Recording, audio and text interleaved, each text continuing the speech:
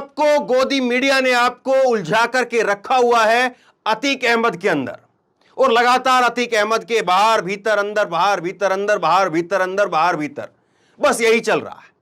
लेकिन महाराष्ट्र की राजनीति में कौन अंदर कौन बाहर कौन भीतर जाएगा, यह खबर आप तक नहीं पहुंच रही है।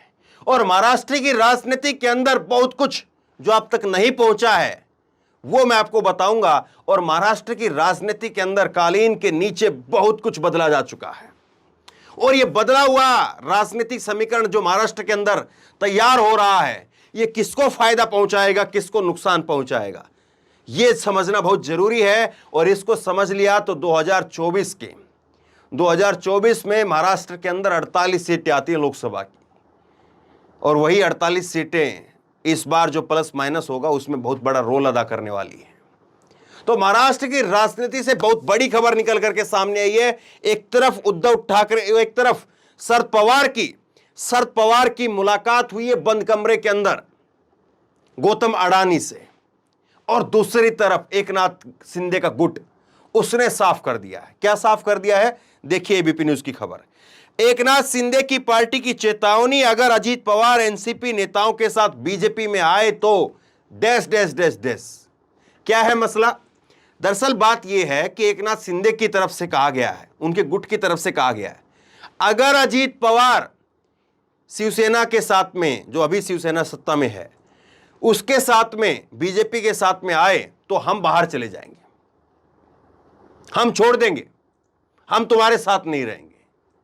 यह कहना है अजीत पवार के समर्थन में आने से, और अजीत पवार को जब से 40 विधायकों का समर्थन मिला है, लेटर उन्होंने साइन करवा लिया है, इस तरह की खबरें जब से आई है उसके बाद में एकनाथ शिंदे की तरफ से कहा गया है। मैं आपको खबर दिखाता हूं, ये आप देखिए, एकनाथ शिंदे गुट के जो हैं नेता हैं, और इनका नाम है संजय सिराट।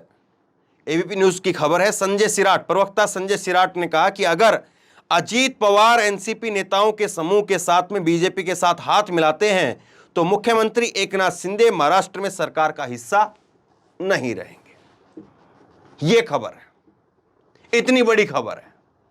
और यह खबर क्यों हो रही है, एकनाथ शिंदे क्यों बाहर जा रहे हैं, और एकनाथ शिंदे बाहर जा रहे हैं तो अजीत पवार क्यों अंदर आ रहे हैं? दरअसल इसके पीछे 2-3 चीजें मैं आपको साफ करता हूं। सुप्रीम कोर्ट के अंदर एक केस चला हुआ है। एकनाथ शिंदे जिस तरह से सरकार को तोड़ करके अपने साथ विधायकों को लेकर के गुवाहाटी चले गए थे, एक केस चला हुआ है, और वो केस जो है वो सुप्रीम कोर्ट के अंदर है। सुप्रीम कोर्ट ने अगर एकनाथ शिंदे के 40 विधायकों को अयोग्य घोषित कर दिया तो बीजेपी की सरकार गिर जाएगी, और इसीलिए बीजेपी जो है वो एनसीपी के नेताओं की तरफ डोरे डाल रही है। एनसीपी के नेता शरद पवार के भतीजे अजीत पवार के साथ में आना चाहती है, अजीत पवार को अपने साथ में लाना चाहती है, और यहां तक कि मुख्यमंत्री का भी ऑफर कर दिया है कि मुख्यमंत्री आप बन जाइए, आप ले आइए, 53 विधायक हैं आपके, 53 में से 40 ले आइए, दल बदल कानून भी लागू नहीं होगा, आप मुख्यमंत्री बन जाइए, शिंदे को हटा देंगे, शिंदे को डिप्टी सीएम बना देंगे। ये बात कही जा रही है। अब जैसे ही खबर सामने आई, एकनाथ शिंदे के ग्रुप ने कह दिया कि हम नहीं हटेंगे, अगर हटेंगे तो फिर यहां नहीं रहेंगे। और दूसरी तरफ जो है वो शरद पवार की बैठक हुई है, वो भी मैं आपको दिखाऊंगा, लेकिन कुछ खबरें और दिखाता हूं मैं आपको। इंडियन एक्सप्रेस में भी यही खबर छपी है, शिंदे सेना will quit if Ajit Pawar join government with his MLA says spokesperson. तो संजय सिराट की जो बात थी वो मैंने आपको सुनाई है। जनसत्ता ने लिखा है, एनसीपी ग्रुप के साथ बीजेपी में शामिल हुए अजीत पवार तो सरकार से दूर हो जाएगा शिंदे गुट की 2 टूक जवाब। तो सारी बातें जो है वो कही जा रही, निकाली जा रही हैं। तो किस तरह से चीजें हो रही हैं, अब न्यूज 24 की खबर देखिए। गौतम अडानी ने शरद पवार से मुलाकात की, बंद कमरे में दोनों के बीच में 2 घंटे की बातचीत हुई। अब शरद पवार जो हैं वो भी खाली नहीं है, और चलिए मान लिया कि शरद पवार अब राजनीति उनकी उतनी भागदौड़ वाली नहीं रही, तो थोड़े हो सकता है कि शरद पवार के पास में टाइम होगा, चलिए मान लिया। लेकिन क्या गौतम अडानी इतने खाली हैं कि किसी के साथ में 2 घंटे के लिए ऐसे ही बैठ जाएं? सोचिए जरा इस बात को, बंद कमरे के अंदर 2 घंटे, और वो भी उनके घर पर आकर के। मैं एबीपी न्यूज की खबर बता रहा हूं।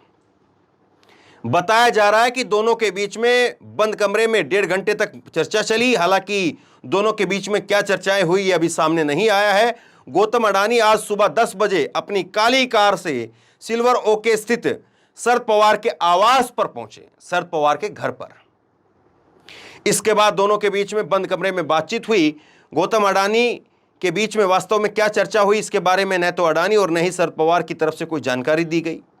तो ये चीज़ें जो है वो निकल करके सामने आ रही है। अब वो उनके घर पर गए हैं, तो इसी से आप अंदाज़ा लगा लीजिए कि कौन किसको कितनी तवज्जो दे रहा है, कौन किसको किस तरह से नाप रहा है, किस तरह से आंक रहा है, और क्या इसमें गौतम अडानी जो है वो कोई रोल अदा कर रहे हैं महाराष्ट्र के अंदर सत्ता को बदलवाने में। दूसरी खबर जो है ये भी आ रही है कि एनसीपी के जितने भी विधायक हैं वहाँ पर 53 विधायक एनसीपी के 53, उनको जो है वो सीबीआई ईडी की तरफ से कुछ कुछ लव लेटर, कुछ कुछ चीज़ें भेजी जा रही हैं।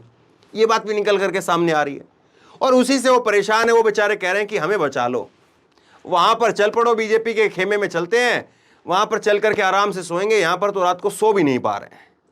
कभी कोई चिट्ठी, कभी कोई चिट्ठी, कभी कोई फ़ोन, कभी कोई फ़ोन, जीना हराम हो गया। आप जानते ही हैं किस नेता की किसके पास में कौन सी फाइल नहीं होती है। और ये जो पैटर्न है, ये पैटर्न 2024 के बाद में अगर सरकार बदली तो फिर किस तरह से चलेगा, उस बात को भी ज़रा सोचिए समझिए। खैर, लेकिन किस तरह से महाराष्ट्र की राजनीति रंग बदल रही है, करवट ले रही है, और ये रंग बदलती राजनीति, करवट बदलती जो राजनीति है वो किस पर भारी पड़ेगी, ये बड़ा सवाल आकर के खड़ा हो गया है। और अडानी क्या वो जो है बीजेपी की तरफ से यहां पर बैटिंग कर रहे हैं? बीजेपी खुद जो है वो सीधे तौर पर शरद पवार के साथ में बातचीत नहीं करना चाहती है, या बीजेपी सीधे तौर पर अजीत पवार के साथ बातचीत कर चुकी है, लेकिन अजीत पवार वो शरद पवार को मना नहीं पा रहे हैं, और इसीलिए शरद पवार जो हैं उनको मनाने के लिए गौतम अडानी को भेजा गया है। राजनीति में एक एक चीज़ों के 100 मायने होते हैं, एक एक चीज़ के 100 मायने होते हैं, और यूं ही कुछ सब कुछ नहीं होता है, यूं ही कुछ भी नहीं होता है। और साहब 2-2 घंटे की मुलाकात, अडानी का आना शरद पवार के बंगले पर, और उधर 2 टूक जवाब दे देना एकनाथ शिंदे का, मान करके चलिए कि बहुत कुछ बदलने वाला है। लेकिन अगर कुछ बदल जाता है, मान लेते हैं कि एकनाथ शिंदे बाहर चले जाते हैं, मान लेते हैं कि एनसीपी जो है वो बीजेपी के साथ आ जाती है, 2024 में फिर क्या होगा? 2024 के अंदर जो है क्या फिर ऐसा होगा कि शिवसेना उद्धव ठाकरे की और कांग्रेस राहुल गांधी, ये दोनों इतने मजबूत हो जाएंगे कि वहां पर आधी आधी सीटों पर फिर अगर लड़ते हैं तो फिर 48 में से 35, 40, 32, 30 वो सीटें लेकर के चले जाएं? सवाल बहुत बड़ा है। समय बताएगा, वक्त बताएगा कि कौन किस करवट बैठता है। इस वीडियो को शेयर कीजिए। आप क्या सोचते हैं? एनसीपी, गौतम अडानी, मुलाकात, इन सब चीज़ों को लेकर के आप क्या सोचते हैं? नीचे कमेंट बॉक्स में अपनी राय लिख करके मुझे जरूर बताइए। इस वीडियो को खूब शेयर कीजिए, और इसी तरह की तमाम खबरों के लिए ऑनलाइन न्यूज इंडेक्स सब्सक्राइब कीजिए। साथ में जो बेल आइकन है घंटी, उसको जरूर दबाइए, ताकि जैसे कोई खबर अपलोड करें उसकी नोटिफिकेशन सीधे सबसे पहले आपको मिल सके। धन्यवाद। इस खबर को अभी लाइक करें, शेयर करें, अभी चैनल को सब्सक्राइब करें और घंटी जरूर दबाएं।